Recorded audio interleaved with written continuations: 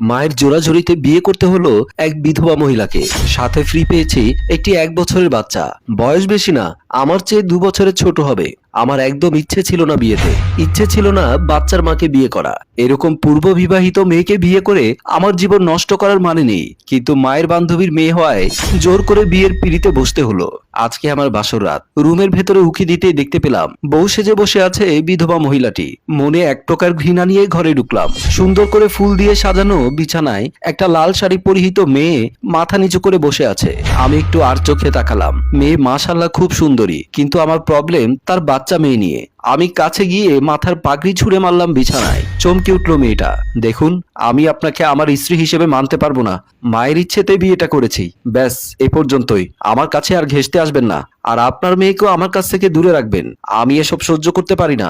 স্ত্রীর অধিকার আমার উপরে ফলাবেন না প্লিজ। কথাগুলো একসাথে বলে ধরাম করে দরজা